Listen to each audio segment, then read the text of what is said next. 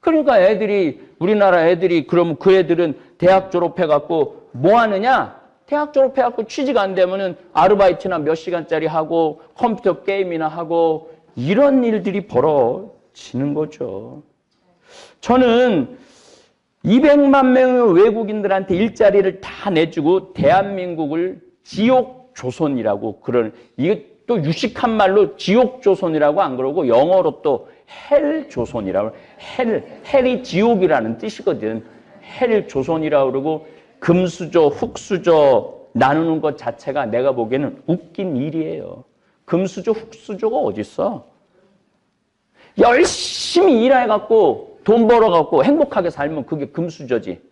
뭐 아버지가 뭐 장관이고 아버지가 기업이고 아니 세상에 태어날 때부터 온 나라 사람들이 다 기업인 경우가 어딨어. 이게 우리나라가 조선시대에 농사짓고 뭐 상업하고 이런 거 기술자를 우습게 보는 게 우리 안에 지금 그대로 남아있는 거예요. 호주는 그 한 주택단지에 치과의사랑 조족 벽돌 쌓는 사람이랑 같이 살아요. 왜 같이 사느냐면은 월급이 같아. 또 어떤 경우는 벽돌 쌓는 사람이 치과의사보다 더 번대. 그래서 같은 아파트에 살 수가 있는 거야. 같은 아파트에. 그리고 실질적으로 내가 요즘 우리 생태마을 조경을 싹 다시 해요. 여러분들 이제 정말 오시면 행복하라고. 우리 조경하는 우리 교우예요. 최 회장님이라고 저하고 한 20년째 일을 하고 있는데 지금 그 아들 둘도 아버지 따라다니면서 일해요. 그 친구도 하루 일당이 20만 원, 25만 원이에요. 또 자기네들이 프로젝트 같은 거 하면은 한 달에 못 벌어도 한 7, 800 벌어요. 한 달에. 돌만 싸도, 물론 이제 돌도 쌓고, 소나무 전지도 하고, 그러니까 이 기술만 있으면요, 그 정도 벌어요. 근데 이게 하루아침에 기술이 생겨? 20대부터 열심히 해야지 기술이 쌓이는 거지. 30살, 40살, 50살 돼야지 정말 예술가가 될 수 있는 거 아니에요. 그런데 일단은 대학 졸업해갖고 대기업에 취직하지 못하면 그때부터는 흑수저라고 그러면서 일반 중소기업에도 취직을 안 하고 공장에도 취직을 안 하고 이 기술적인 데 취직을 전혀 안 하는 거예요. 그러고 난 다음에 뭐 정부가 잘못됐느니 무슨 뭐 정치가 잘못된 내가 보기에는 가정이 잘못됐어요. 가정이. 대한민국이 불행하다고 생각하는 많은 분들의 그 첫 번째 깊은 병은 1등을 해야 되고 인류대학을 가야 한다는 병이에요. 이 병이 고쳐지지 않는 한 대한민국은 행복하기 쉽지 않아요. 1등도 행복하고 꼴등도 행복하다고 생각해야 돼. 아니 공부 잘하는 게 뭐가 대수야? 잘 외우겠지. 우리나라 공부 잘하는 건 잘 외워갖고 답 잘 맞히는 건데. 그게 뭐가 그렇게 훌륭한 사람이라고 공부 잘하면 아이고 훌륭하다 그러고 공부 못하면 너 같은 게 이 세상에 왜 태어났냐고 그러고 이게 내가 보기엔 가장 깊은 병이에요. 자식을 하나 둘밖에 낳지 않고 있잖아요 지금요. 그러니까 자식이 머리가 나빠도 공부에 취미가 없어도 부모가 쓸 수 있는 모든 돈을 들여가면서 사교육비 들여가면서 인류대학 들여보내는 일에 부모 20대, 30대, 40대들이 인생 전부를 거기다 거는 거예요. 자기가 버는 모든 돈을 자식 서울대학 집어넣는데 다 쓰는 거야. 초등학교 때까지는 웬만하면 따라가요. 우리나라 사람은 머리가 좋기 때문에. 근데 중고등학교 때부터는 안 되는 애는 아무리 돈을 쏟아 넣어도 안 돼요. 안 되는 애는. 그러면은 누가 포기해야 되냐면 부모가 포기해야 돼. 야, 너 하는 거 보니까 너는 제가 옛날부터 한 얘기가 있죠. 사람은요, 몸으로 살 사람이 있고 머리로 살 사람이 있어요. 근데 몸으로 살 사람은 90%가 몸으로 살 사람이에요. 대부분은. 10%만 머리로 살 사람이야. 신문이 기준이 어떻게 되느냐? 예전에는 한 반에 한 6, 70명 됐을 때 내가 기준을 반에서 10등 안에 들면은 머리로 사래고 11등부터는 몸으로 살래라고 내가 말씀을 드렸어요. 근데 요즘은 내 친구 중에 선생님이 있는데 한 반에 30명밖에 안 된대. 그러니까 이제 내 아이가 중학교 올라가고 반에서 5등 안에 들면은 머리로 살래고 6등부터는 몸으로 살 애들이에요. 그럼 걔네들은 학원 보내지 말아야 돼요. 학원 보내지 말고 마음껏 뛰어 놀게 해줘야 돼. 누구하고? 엄마하고. 근데 이제 중고등학교 때 애들이 못 따라가면은 인류대학에 점점 멀어지면은 인류대학에 점점 멀어지면서 부모 자식 지간도 점점 멀어지는 거야. 사랑의 관계가 돼야 되는데 점점 원수의 관계가 돼. 그러니까 공부도 못하고 부모하고 사랑도 없는 거야. 그러니까 얘네들이 문제고 이 부모들이 내가 보기엔 문제예요. 그럼 인류대학은 몇 퍼센트가 들어가느냐? 상위 3%에서 5% 안에만 들어가는 거예요. 그러니까 100명 중에 서울대학, 연고대 가는 거는 3명 내지 4명만 들어가. 그러니까 나머지 95%는 태어나서부터 20년 동안 토요일, 일요일, 방학도 포기하고 오롯이 책상에 앉아서 공부만 하고 앉아 있는 거예요. 그런데 제가 보기에는 그 3%에서 5% 되는 애들은 중고등학교 때 그 어려운 거 다 이해하면서 소화가 돼. 근데 나머지 95%는 이해 안 되는 게, 그래서 수포자, 뭐 영포자, 그 수포자가 무슨 뜻이냐면 수학 포기자야. 수학을 포기한. 그러니까 만약에 중학교 때 수학을 포기하면은 얘는 인류대학 못 가는 거야. 근데 그걸 이해가 안 되는 걸 끌고 가려고 그러니까 애도 괴롭고 부모도 괴롭고 힘든 거죠. 그래서 제가 보기에는 대한민국의 첫 번째 깊은 병은 1등 병이야. 어렸을 때 실컷 뛰어놀고 운동 열심히 해서 몸도 마음도 튼튼한 아이들은 어디에 갖다 놓아도 살아요.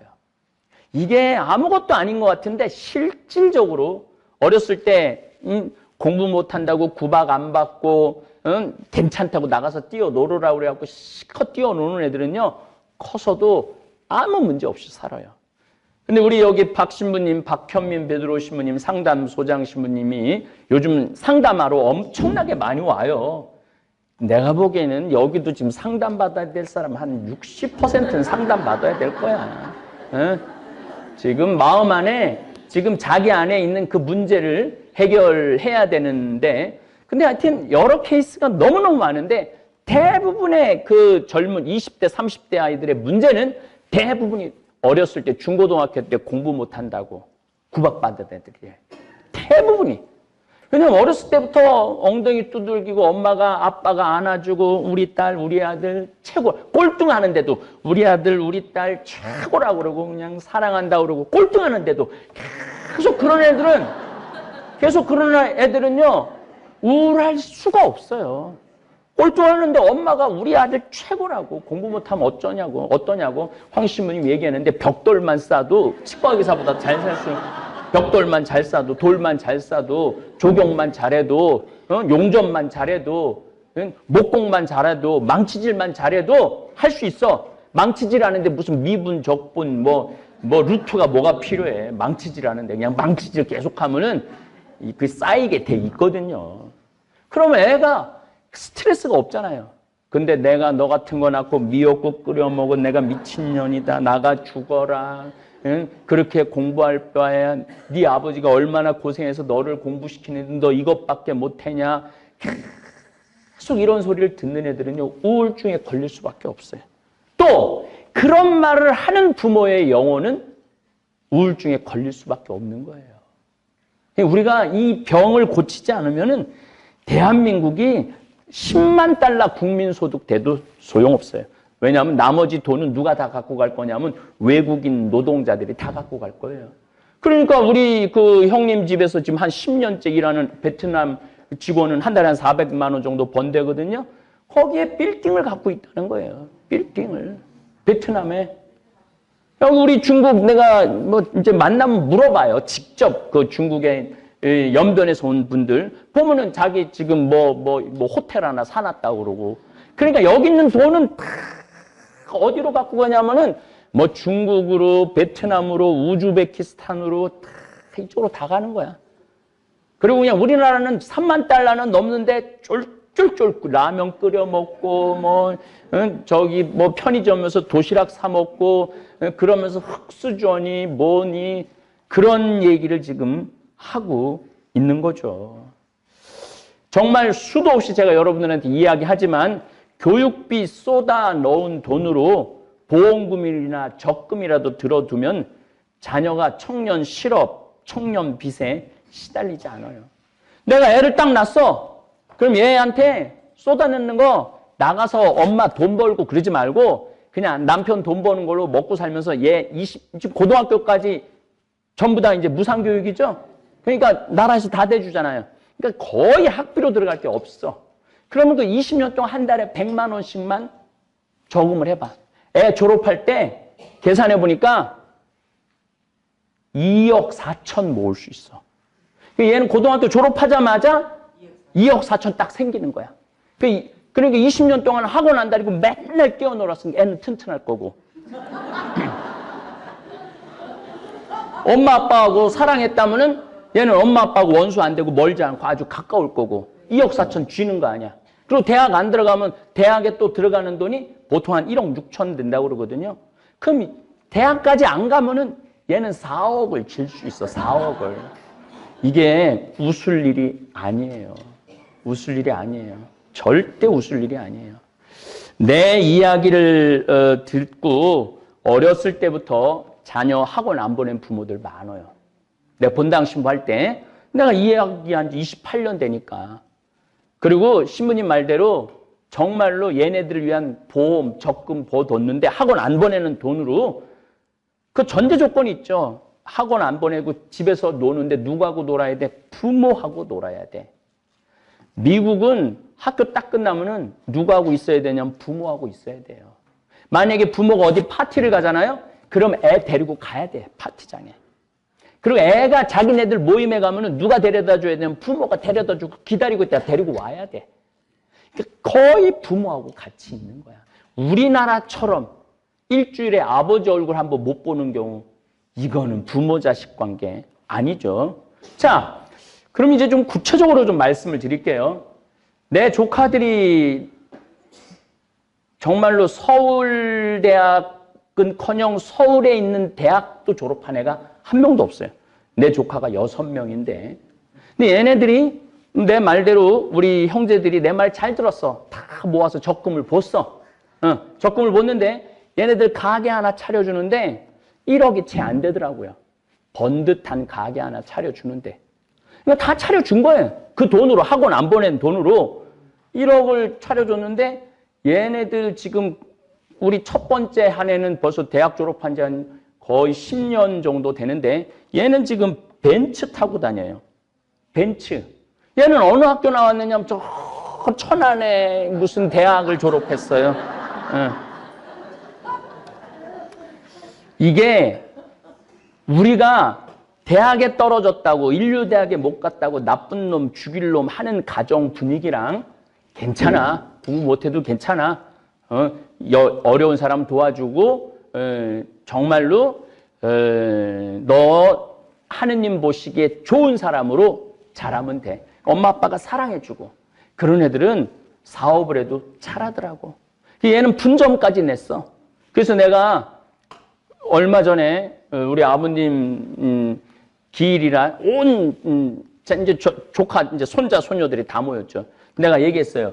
야, 너 요즘 그 이제 조카가 그 사업을 하는 애들이 2명 있는데 니네들 요즘 최저임금이라고 뭐 직원을 줄인다든가 월급을 덜 준다든가 그거 꿈도 꾸지 마. 너 벤츠 타고 다니잖아. 너 네가 데리고 있는 직원 뭐 5명인가 6명이래. 네가 데리고 있는 직원들한테 최저임금 적용하지 말고 보너스 줄 수 있는 거 보너스 주고 할 수 있는 거 해. 그랬더니 참 기분 좋은 소리를 들었어요. 삼촌, 내가 이거를 시작한 지가 한 4년 되는데 그 4년에 시작했던 사람들 다 그대로 있다는 거야. 안 나가고. 그래서 보너스도 주고 그런다는 거야. 그래. 그러면 넌 사업 잘 되고 얘 저 지방대학 나오네요. 저 지방대학 나오네요. 그래서 내가 얘기했어. 너 이제 5년 되면은 그 직원한테 그야말로 쉽게 말하면은 그냥 편의점 직원들이라고 생각하면 돼. 너 5년 정도 지나면 그 직원한테 제주도 가족 여행권 끊어줘. 다 같이 잘 살아야 돼. 너만 잘 살면 안 돼.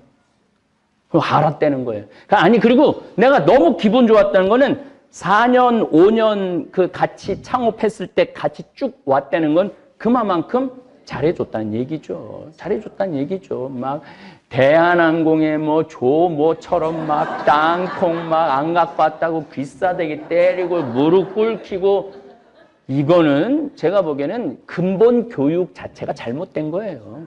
1등병에 최고병에 해갖고 다 같이 잘 살아야죠. 대기업 다니지 않아도 인류대학 나오지 않아도 성실하고 즐거운 인생을 살면 돈도 충분히 벌게 되어 있고 행복하게 살 수 있어요. 근데 대한민국은 인생을 거꾸로 살아. 아이 때 행복하게 살아야 어른이 돼서도 행복하게 사는데 아이 때 공부하느냐고 행복할 시간이 없는 거예요. 그러니까 막 밤 11시 애들 어제 내가 오늘 뭐 늘 하는 얘기지만 다시 유튜브를 보니까 애들이 하는 얘기가 그래요. 새벽 1시까지 지옥이라는 거예요. 지옥. 그러니까 중고등학교 때 지옥을 살은 애들이 대학에 또 무슨 뭐 스펙 쌓아야 된다고 뭐 영어 해야 되고 뭐 해야 되고 무슨 자격증 있어야 된다 그러고 뭐 또 대학에 뭐 옛날엔 대학생들이 뭐 배낭 메고 놀러도 많이 갔는데 요즘은 그럴 시간도 없다는 거예요. 그래갖고 나중에 대기업에 들어가서 행복하라고 그러면은 아니 태어나면서부터 27, 8살까지 안 행복한 애가 대기업 들어간 날부터 행복할 것 같아요? 그거는 있을 수 없는 일이에요. 우리 인생에 나중에 행복한 건 없어요. 지금 행복한 사람이 나중에 행복한 거예요. 근데 우리는 항상 나중에 언젠간 행복하겠지. 내가 지금 참고 내가 열심히 돈 벌면 열심히 공부하면 그래서 지금 대한민국은 거꾸로 살고 있어. 거꾸로. 행복하려면 언제 행복해? 지금 행복해야 돼. 지금. 그래서 내가 조카들을 만나서 항상 조카들한테 너 사업 잘하는 비법 삼촌이 하나 알려줄게. 너 이것만 하면은 너는 떼돈을 벌게 돼 있어. 실질적으로 얘네들 떼돈을 벌고 있고 그 비법이 삼촌 뭐예요?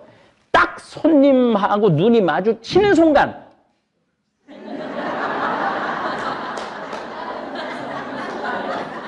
웃어라. 웃어라. 그 물건 사갖고 나가는 손님한테 감사합니다. 그 말만 해라. 그러면은 옆 가게 가던 손님도 니네 가게로 온다.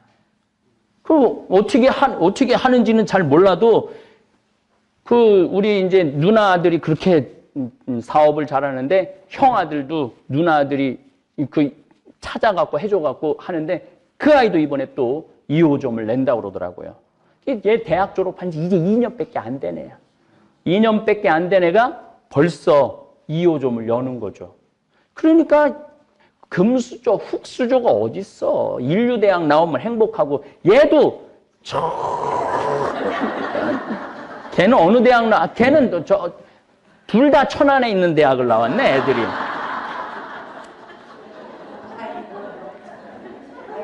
그러니까 대한민국 많은 부모들은 20년 동안 헛돈 쓰고 허송세월 보내는 부모들이 너무너무 많아요.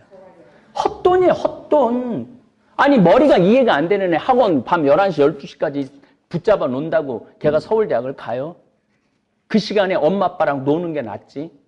근데 엄마 아빠랑 놀면은요 나쁜 생각은 안 해요. 근데 학원에서 자기네들끼리 모여서 학원 보낸다고 다 학원에서 공부한다고 생각하면 여러분들 오산입니다. 그 또래 애들이 모이면은요 나쁜 거는요 금방 퍼져요. 어쨌든 지금 한국은 헬, 조선, 흙수저, 금수저 이런 얘기하는데 첫 번째 진단이 잘못된 거예요. 취직이 잘못되느니 정부 경제가 무너지니 이거는 완전히 잘못된 진단이에요. 아니 7년 2개월 연속 무역 흑자에다가 국민소득 3만 달러가 넘는데 5천만 명이 그러면은 획획 돌아가야 되는데 왜 획획 돌아가지 않느냐 하면 우리나라에 200만 명의 외국인 노동자들이 돈을 벌어갖고 우리나라에서 쓰면 돌아가죠. 근데 그 돈을 벌어갖고 다 어디다 갖다 주냐면 자기 나라로 다 보내. 이 사람들은 밥만 먹고 사는 거야. 여기서 밥만 먹고. 돈은 다 어디로 보내? 다 자기네 나라로 보내는 거야. 그런데 그 외국인 노동자한테 일자리를 다 내주고 더럽고 힘들고 어려운 일, 3D라고 그러죠? 이런 일은 아무도 안 하려고 그러니 거기 들어올 수밖에 없고. 그리고 더럽고 힘든 일은 안 하고 대기업에서 펜대 굴리는 일만 일이라고 생각하고 앉아있고 그 20대에 혈기 넘치고 힘 흘러 넘치는 애들이 그냥 집에서 컴퓨터 게임이나 하고 앉아있으니 이 나라가 돌아갈 것 같아요. 이거 근데 여러분들이 그렇게 만든 거예요. 남 탓이 아니라는 얘기예요. 내 새끼 아니 공장에 나가고 일하면 어때? 아, 내 새끼 바깥에 나가갖고 못질하면 어때? 돌 싸면 어때? 그런데 그거 하면은 내가 그거 하려고 너 그 돈 쏟아 넣어갖고 그렇게 가르쳤는 줄 아느냐? 이러고 있는 대한민국의 부모가 문제예요. 저는 내 친구가 하나 있는데 이 친구가 참 기가 막힌 얘기를 해요. 내 친구가 내 말을 아주 잘 듣는 친구야. 애가 셋이 있는데 셋 다 학원을 안 보냈대. 그리고 신부님 말대로 애들이 문제가 아니라 내가 문제여갖고 자기는 노후대책연금을 줬대. 지금 회사 생활하고 있는 아이예요. 얘는 자기 노후대책연금을 2개를 부어갖고 하나는 한 달에 한 120만 원 나오고 한 달에 한 50만 원 나오는 걸 부어놨대. 끝났대 다. 요새 10년, 15년 부으면 그거 다 되거든요. 그거 끝나고 자기는 65살서부터 기본적으로 170만 원이 나온대.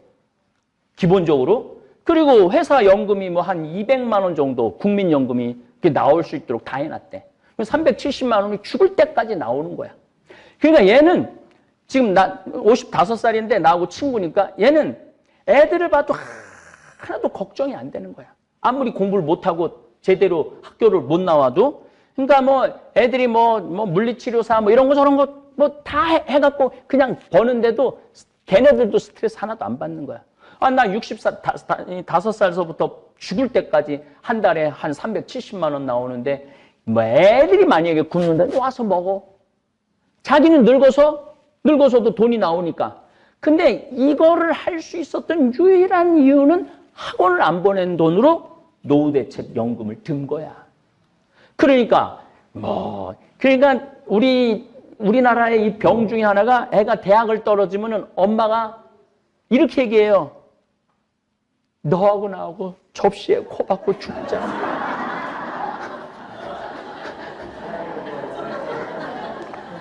아니 대학 떨어지는 게 접시에 코 박고 죽을 일이야?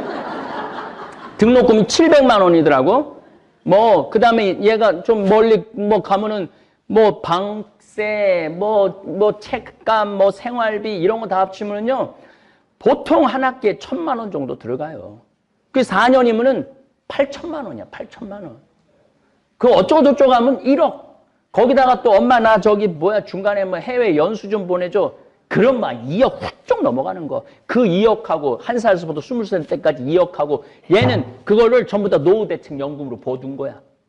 그러니까 돈 자연스럽게 나오고 애한테 스트레스 안 주고 부모도 뭐 처음부터 포기했으니까 우리 애가 서울대학을 못 들어가고 패배감 이런 거 하나도 없고 그리고 죽일 놈 살릴 놈 뭐 너 같은 거 낳고 내가 미역국 끓여 먹은 내가 미친년이다 미친놈이다 뭐 이런 얘기 안 해도 되고 애들도 토요일날 일요일날 엄마 아빠랑 언제나 식사하고 맛있는 거 하고.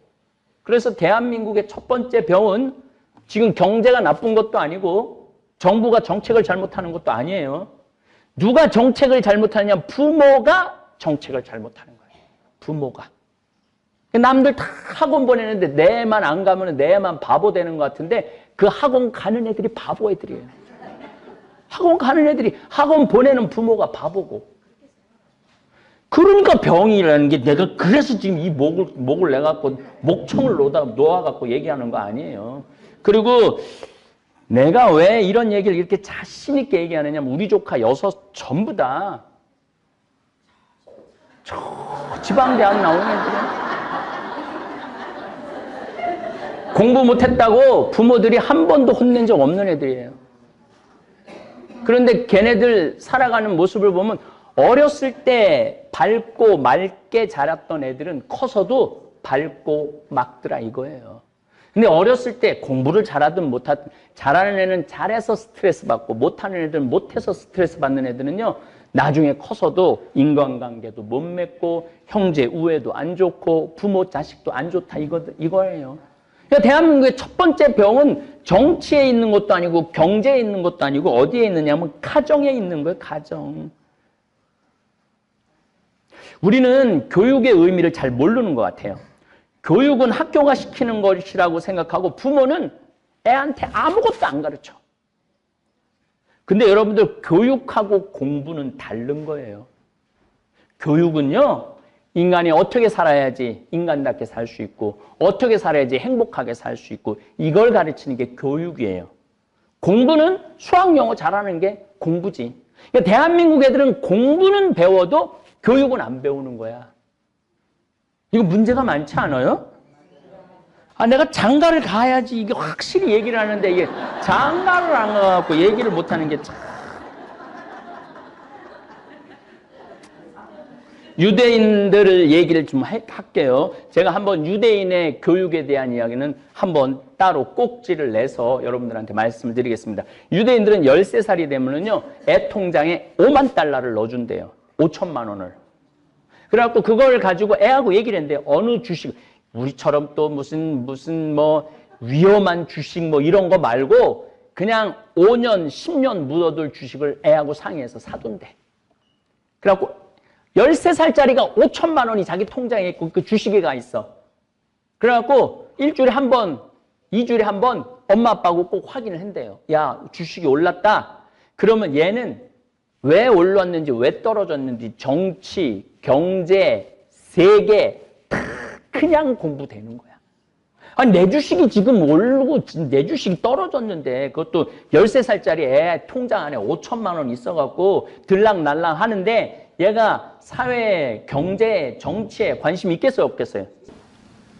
제대로 된 교육을 해야 되는데 우린 그냥 학원만 보내면 있는 돈 없는 돈 쏟아갖고 좋은 학원, 강남에 해보는 그게 교육이라고 생각하는 게 병 중에 병이라는 거예요. 대학은 나왔지.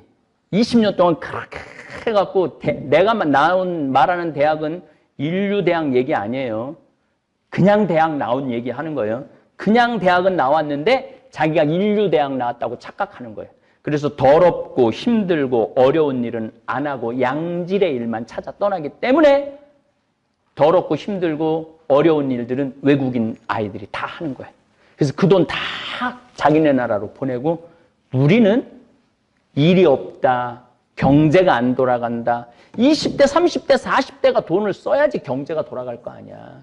근데 얘네들이 돈을 벌어야지 돈을 쓸 거 아니야. 그럼 취직을 해야 되는데 대기업은 5%, 10%밖에 못 들어가고 나머지 못 들어가면은 그때부터 헬조선인이 흑수저니 그렇게 얘기를 하는 거예요. 여기 내가 이제 문경도 이제 집을 이제 짓기 시작을 할 건데 거기 보면은요 다 외국인 애들이 와서 집을 줘요. 그러니까 집도 다 외국인 애들이 다 벌어 가는 거야.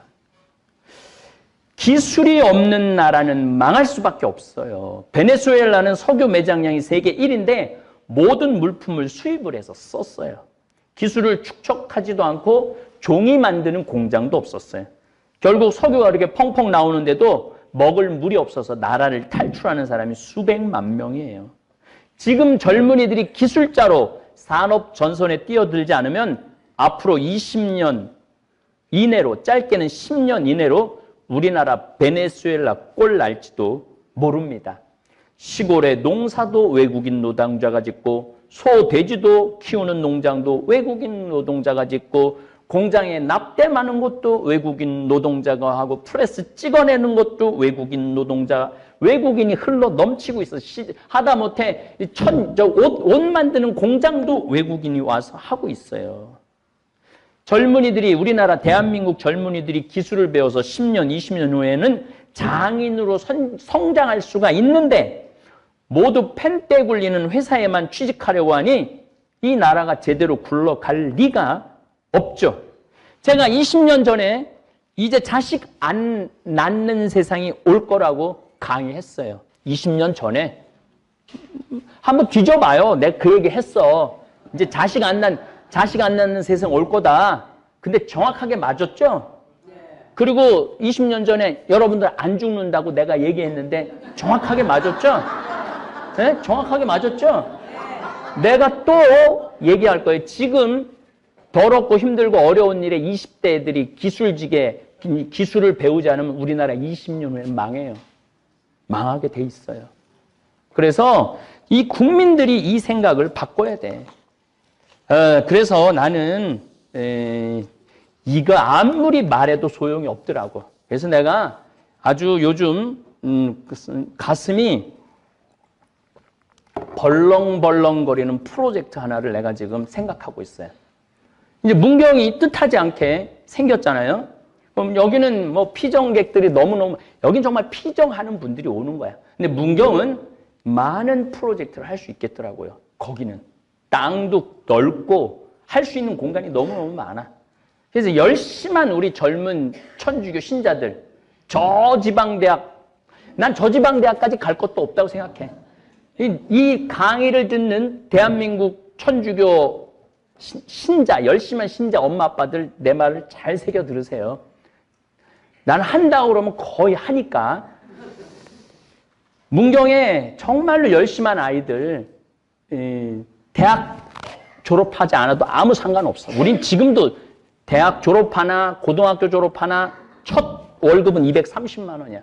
그 월급 우리 많이 주더라고. 내가 어저께 자료를 보니까 첫 월급은. 그리고 나는 학력 전혀 따지지 않는 사람이야. 내가 보기엔 여기 명문대학 나온 사람들 많이 왔다 갔는데 일주일 만에 가는 사람 많아요. 그래서 내가 명문대학 우습게 보는 거예요. 다른 사람하고 어울리지 못하고 혼자 잘난 척하고 어울리지 못하는 사람은 회사에 필요가 없거든요. 그래서 어쨌든 난 문경에 지금 무슨 프로젝트를 지금 할 거냐 하면은 내가 지금 잠비아의 에코 카사리아라고 1000만 평 여의도 12배만한데 뭐를 세우냐면 도시를 하나 세워요. 그러니까 세우다 보니까 뭐가 필요하냐면은 전기, 배관, 토목, 중장기, 조적, 조경, 농사, 가축, 농장 이 모든 기술자가 다 필요해. 그래서 아예 이제 원정대를 꾸밀 거야. 미션 원정대를 꾸밀 거야. 고등학교 졸업한 애들 중에 열심한 천주교 신자 애들. 뭐 사명감. 그래서 이런 나는 봉사활동 하다가 살 거야. 봉사활동 하다가 나는 죽을 거야. 나 이제 돈 버는데 사실은 3만 달러가 넘으면은 그렇게 살아야 돼요. 돈 그렇게 많이 필요하지 않거든. 아까 말했잖아요. 애들 학원 안 보내고 연금 들어두면은 죽을 때까지 한 달에 한 350에서 400원 버니까 그러니까 엄마 아빠 부양도 신경 안 써도 되고 내가 정 먹을 게 없으면 엄마 아빠 집에 가서 먹어도 되고 그리고 그냥 막 경쟁사회에 뛰어들어가고 막 서로 막 시기하고 질투하고 막 시험 봐갖고 떨어지고 막 밀어내고 막 끌어내리고 막 이러지 말고 이런 기술을 다 배우면은 한 번에 50명씩 젊은이들 팀을 만들어갖고 카사리아 도시 건설하는데 보낼 거예요. 월급을 안 주느냐? 최저임금 230만 원 적용해갖고. 그러니까 얘네들은 기술도 있고 가서 이 아프리카의 도시도 건설하고 의미 있게 사는 거지. 그리고 그렇게 살다가 보면 인생이 참 즐거워요. 내가 시키는 대로만 살면은 즐겁게 살 수 있어. 시키는 대로만. 그래서 옆에 지금 앙골라, 탄자니아, 이 나미비아 이런 나라들이 있는데 많이 우리 이런 프로젝트를 해달라고 많이 오는 거야. 그러니까 제1원정 별동대, 제2원정 별동대 이렇게 해갖고 정말로 우리나라에 머리 나쁘고 마음 착하고 몸 튼튼한 애들만 뽑아갖고 문경에서 이제 영적인 훈련이 돼갖고 그래갖고 그런 데 가갖고 봉사활동하면은 거기만 보낼 거야? 뭐 인도, 남미 얼마나 보낼 데가 많아요. 시무인 그 돈은 어디서 돈은 난 한 번도 걱정한 적이 없어요. 걔네들이 그렇게 하면 그 값 다 해. 다 자기 벌 건 다 하더라고. 그러니까 우리가 이렇게 꾸며줘갖고 그러니까 더럽고 힘들고 어려운 일을 하는 걸 창피하게 생각하지 않고 더럽고 힘들고 어려운 일을 빛을 만들어주는 거는 지금 제3국에 전부 다 파견해갖고 도시 만들어주고 거기 아주 기가 막힌 이제 정말 예술 작품들을 만들어 놓는 정도까지. 그래서 이 원정대 친구들이 한 5년, 10년 정도 지나고 나면 한국에 들어오면은 내가 보긴 뭐 없어서 얘네들은 취직할 데가 없어서 어서 모셔갈 정도로 그런 지금 계획을 해요. 그러니까 내가 고민하다가 이건 남 탓할 것도 아니고 정부 탓할 것도 아니고 내가 머리 나쁘고 착하고 튼튼한 애들을 뽑아갖고 내가 이걸 뭔가를 좀 하나 만들어야 되겠다. 이게 어떻게 보면은 이 운동이 성공을 하면은 아마 우리나라에 좋은 표본이 되지 않을까 그런 생각을 합니다. 이 인생은 길어졌습니다. 의학의 발달과 생활 수준의 향상 덕분에 우리는 이전 세대보다 훨씬 더 긴 시간을 살아갑니다. 그런데 이 길어진 인생 앞에서 많은 분들이 막연한 불안을 느낍니다. 특히 자녀를 둔 부모라면 아이의 미래를 위해 지금 이 순간 무엇이든 해주어야 한다는 강박에 사로잡히기 쉽습니다. 학원비로 통장이 비워지고 아이의 성적표를 볼 때마다 가슴이 철렁 내려앉습니다. 그렇게 모든 에너지를 자녀에게 쏟아붓다 보면 정작 자신의 삶은 뒷전으로 밀려납니다. 하지만 여러분, 우리에게 남은 시간도 결코 짧지 않습니다. 아이를 위한 헌신은 아름답지만 그 헌신이 자신의 미래를 저당 잡는 일이 되어선 안 됩니다.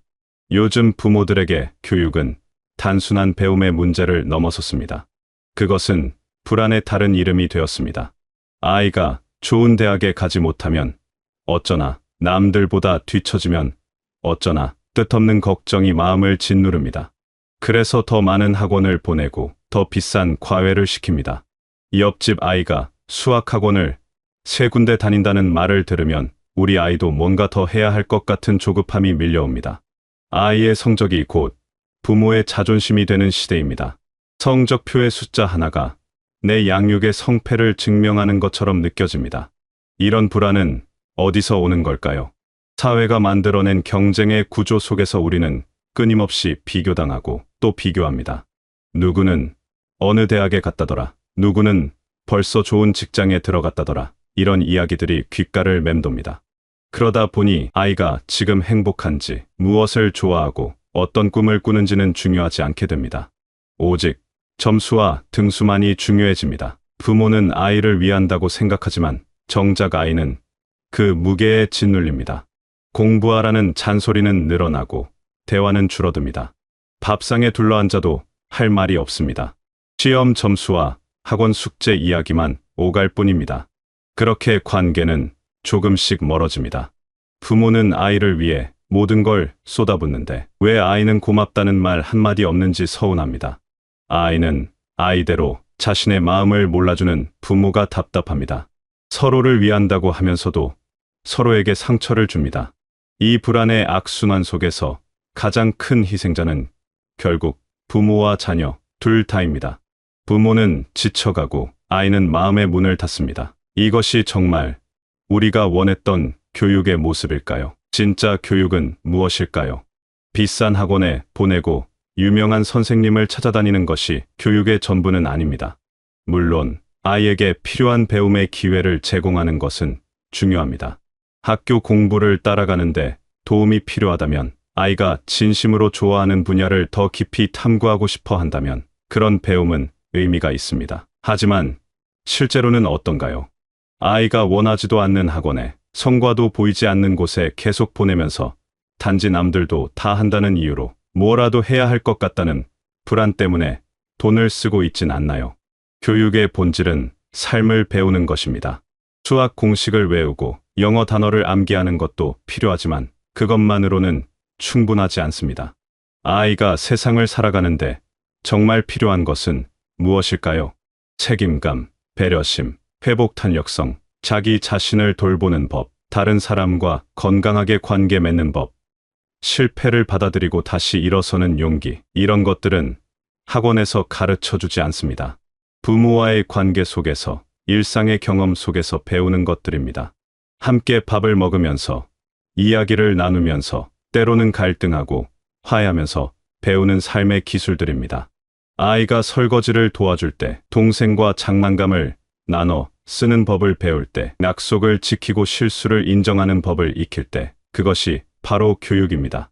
시험 점수보다 훨씬 더 중요한 배움입니다. 그런데 우리는 이런 것들을 놓치고 있습니다. 아이를 학원에 보내느라, 성적을 걱정하느라, 정작 중요한 것들을 가르칠 시간이 없습니다. 아이와 함께 있는 시간조차 공부 이야기로 채워지고 맙니다. 그렇다면 우리는 무엇을 해야 할까요? 답은 의외로 간단합니다. 조금 내려놓는 것입니다. 아이가 1등을 해야 한다는 집착, 남들보다 앞서야 한다는 강박, 명문대에 가야만 성공한다는 믿음을 내려놓는 것입니다. 쉽지 않은 일입니다. 주변의 시선도 신경 쓰이고 아이의 미래도 걱정됩니다. 하지만 그 집착을 조금만 내려놓아도 놀라운 변화가 일어납니다. 아이에게 잘했냐고 묻는 대신 괜찮냐고 물어보세요. 성적표를 보고 한숨 쉬는 대신 고생했다고 말해주세요. 학원 하나를 줄이고 그 시간에 아이와 함께 걸으세요. 아무 말 없이 그냥 걷기만 해도 좋습니다. 말 없는 동행만으로도 마음은 통합니다. 공부 이야기가 아닌 다른 대화를 나누어 보세요. 아이가 무엇을 좋아하는지, 요즘 무슨 생각을 하는지 진심으로 궁금해하며 들어주세요. 그러면 조금씩 관계가 회복됩니다. 닫혔던 마음의 문이 다시 열립니다. 부모의 진심이 전해지면 아이도 변합니다. 억지로 시켜서 하는 공부가 아니라 스스로 찾아서 하는 배움이 생깁니다. 부모가 인정해주고 믿어주면 아이는 자신감을 얻습니다. 실패해도 괜찮다는 것을 알면 더 과감하게 도전합니다. 사랑받고 있다는 확신이 있으면 어떤 어려움도 견딜 수 있습니다. 결국 우리가 아이에게 남겨줄 수 있는 가장 큰 유산은 재산도 학벌도 아닙니다. 사랑받았다는 기억입니다. 부모가 나를 있는 그대로 받아들이고 사랑했다는 그 따뜻한 기억이 평생을 지탱하는 힘이 됩니다. 이제 우리 자신에 대해 이야기해 보겠습니다. 많은 부모들이 자녀를 위해 헌신하면서 자신의 삶은 뒤로 미룹니다. 아이에게 더 많이 주기 위해 자신은 참고 아낍니다. 아이 학원비를 마련하느라 자신을 위한 지출은 최소화합니다. 아이의 미래는 열심히 준비하면서 정작 자신의 미래는 준비하지 못합니다. 그러다가 문득 정신을 차려보면 아이는 이미 자라서 독립했고 자신은 아무런 준비 없이 긴 미래를 마주하게 됩니다. 우리의 인생은 이제 정말 길어졌습니다. 자녀가 성인이 되고 난 후에도 수십 년의 시간이 남아 있습니다. 그 긴 시간을 어떻게 보낼 것인가? 이것은 단순한 경제 문제가 아닙니다. 삶의 질과 존엄성의 문제입니다. 자녀에게 짐이 되고 싶지 않다면 스스로를 돌볼 수 있는 힘을 길러야 합니다. 그것이 부모로서의 마지막 책임일 수도 있습니다. 불필요한 사교육비를 한번 점검해 보세요. 아이가 진짜 원하지도 않고 성과도 없는 학원이 있다면 과감히 정리하세요. 그 돈으로 미래를 준비하세요. 연금을 들거나 안정적인 자산을 조금씩 쌓아가세요. 당장은 아이에게 덜 해주는 것 같아 마음이 불편할 수 있습니다. 하지만 장기적으로 보면 이것이 아이를 위한 일이기도 합니다. 경제적으로 안정된 부모는 자녀에게 심리적 짐을 주지 않습니다. 자식 걱정 없이 자기 인생을 살 수 있는 부모의 모습이 자녀에게는 오히려 안심이 됩니다. 또한 자신을 위한 투자도 필요합니다. 건강을 챙기세요.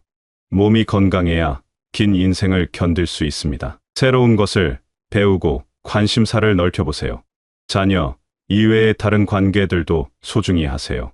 친구도 만나고 취미도 가지고 자신만의 즐거움을 찾으세요. 아이만 바라보고 살다가 아이가 떠나면 텅 빈 마음을 어찌할 수 없게 됩니다. 하지만 자신의 삶이 충실하면 자녀의 독립도 자연스럽게 받아들일 수 있습니다. 자녀도 부담 없이 자기 길을 갈 수 있습니다. 이 모든 것은 결국 균형의 문제입니다. 자녀를 사랑하되 집착하지 않는 것, 최선을 다하되 자신을 잃지 않는 것, 현재를 살되 미래도 준비하는 것. 이런 균형을 잡는 것이 쉽지는 않습니다. 주변의 압력도 있고 내면의 불안도 있습니다. 하지만 한 발짝씩 나아가면 됩니다. 완벽하지 않아도 괜찮습니다. 조금씩 변화하려는 노력 자체가 의미 있습니다. 자녀 교육에 대한 집착을 내려놓는다는 것은 자녀를 포기하는 것이 아닙니다. 오히려 진정으로 자녀를 위하는 것입니다. 아이를 믿고 아이의 길을 존중하며 아이가 스스로 배우고 성장할 수 있도록 지켜봐 주는 것입니다. 때로는 지켜보는 것이 개입하는 것보다 더 큰 사랑입니다. 아이를 통제하려는 욕구를 내려놓고 아이의 선택을 응원하는 것. 그것이 성숙한 부모의 자세입니다. 그리고 자신의 인생도 소중히 여기는 것입니다. 부모이기 이전의 한 사람의 인간으로서 자신의 행복도 중요하다는 것을 인정하는 것입니다. 자녀를 위해 모든 것을 희생하는 것이 이덕처럼 여겨지던 시대도 있었습니다. 하지만 이제는 다릅니다. 부모도 행복할 권리가 있습니다. 아니, 부모가 행복해야 자녀도 행복합니다. 불행하고 희생적인 부모의 모습은 자녀에게 짐이 될 수 있습니다. 오히려 자기 삶을 즐기며 사는 부모의 모습이 자녀에게 긍정적인 영향을 줍니다. 교육은 중요합니다. 자녀의 성장을 돕는 것도 중요합니다. 하지만 그것이 전부는 아닙니다. 삶에는 교육보다 더 중요한 것들이 많습니다. 사랑, 관계, 건강화, 이런 것들은 학원에서 배울 수 없습니다. 성적표에 나타나지도 않습니다. 하지만 인생을 살아가는데 가장 필요한 것들입니다. 여러분, 조금 쉬어가도 괜찮습니다. 모든 것을 완벽하게 할 필요는 없습니다. 남들과 비교하지 마세요. 각자의 가정에는 각자의 사정과 속도가 있습니다. 느리게 가도 됩니다. 때로는 멈춰서 쉬어가도 됩니다. 중요한 것은 방향입니다. 불안과 강박이 아닌 사랑과 신뢰로 나아가는 것입니다. 자녀와의 관계도 자신의 미래도 모두 지금부터 시작하면 됩니다. 늦었다고 생각하지 마세요. 지금이 바로 시작할 때입니다. 오늘부터 아이에게 조금 더 따뜻한 말을 건네보세요. 오늘부터 자신을 위한 작은 준비를 시작해보세요. 작은 변화들이 모여 큰 변화를 만듭니다. 교육 집착을 내려놓는다는 것은 포기가 아니라 지혜입니다. 무엇이 정말 중요한지 아는 것, 우선순위를 바로 세우는 것, 그것이 진짜 어른의 공부입니다. 이 인생의 후반을 준비하는 것도 공부입니다. 자녀를 믿고 기다려주는 것도 공부입니다. 자신을 사랑하는 법을 배우는 것도 공부입니다. 이 모든 변화의 시작은 작은 결심에서 출발합니다. 오늘 하루만이라도 아이의 성적에 대해 묻지 않기, 한 달에 한 번 자신을 위해 무언가 해보기, 불필요한 지출을 줄이고 미래를 위해 저축하기, 이런 작은 실천들이 쌓이면 인생이 바뀝니다. 자녀와의 관계도 좋아지고 자신의 미래도 밝아집니다. 여러분, 스스로에게 너무 엄격하지 마세요. 완벽한 부모는 없습니다. 누구나 실수하고 후회하고 다시 시작합니다. 그것이 인간입니다. 중요한 것은 방향을 잃지 않는 것입니다. 사랑하는 마음을 잃지 않는 것입니다. 때로는 서툴고 부족해도 그 마음만은 변함없이 지켜가는 것입니다. 긴 인생, 이제 우리에게 남은 시간도 소중합니다. 자녀도 소중하지만 여러분 자신도 소중합니다. 두 가지 모두를 지켜가는 지혜로운 선택을 하시길 바랍니다. 교육 집착을 내려놓고 진짜 중요한 것들을 붙잡으시길 바랍니다. 자녀와 따뜻한 관계를 유지하면서도 자신의 미래를 단단히 준비하시길 바랍니다. 불안이 아닌 사랑으로, 강박이 아닌 신뢰로, 조급함이 아닌 여유로 남은 인생을 아름답게 채워가시길 바랍니다. 여러분의 선택이 지혜롭기를, 여러분의 마음이 평안하기를, 여러분의 미래가 안정되기를, 그리고 무엇보다 여러분과 여러분의 가족 모두가 행복하기를 진심으로 응원합니다. 내려놓는 용기를 내신 여러분께 깊은 존경과 따뜻한 위로를 보냅니다. 여러분은 이미 충분히 잘하고 계십니다. 조금만 더 자신을 믿고 자녀를 믿고 앞으로 나아가시길 바라겠습니다.